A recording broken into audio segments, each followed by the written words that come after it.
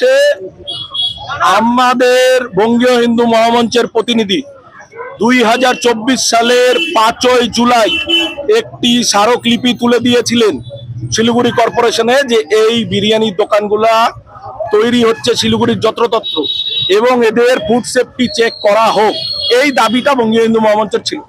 এরপর থেকে উনি কোনো রকম কোনো পদক্ষেপ না নিয়ে প্রথমে কাউন্সিলর হিসাবে নিজের ওয়ার্ডে বিরিয়ানিতে পোকা পাওয়া গেল মেয়র সাহেবের, তারপরে উনি কোনো ধরনের চেক না করে শিলিগুড়ির সমস্ত মানুষকে মহানাগরিক হিসাবে পরিষেবা দিতে ব্যর্থ এবং উনি ঘুমিয়ে আছেন।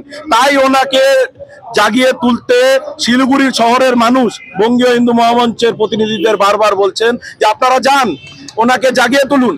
তাই আমরা আজকে বিরিয়ানি গিফটের মাধ্যমে ওনাকে জাগিয়ে তুলতে চাচ্ছি যে এই বিরিয়ানি আপনিও খেয়ে দেখুন।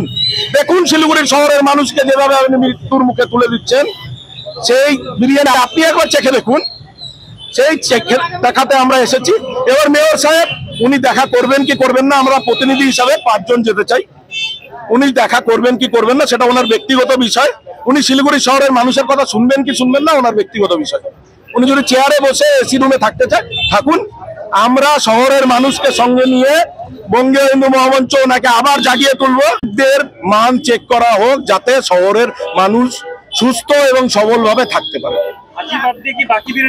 না, আমরা তো কোনো ব্যক্তিগত নাম বলছি না, যেহেতু হাজি বিরিয়ানির দোকানগুলোর মধ্যে এগুলো দেখা যাচ্ছে। শহরের মানুষ বলছেন হাজি বিরিয়ানির দোকান, আমরা বলছি সমস্ত দোকানে চেক করুন, ফুড সেফটি চেক।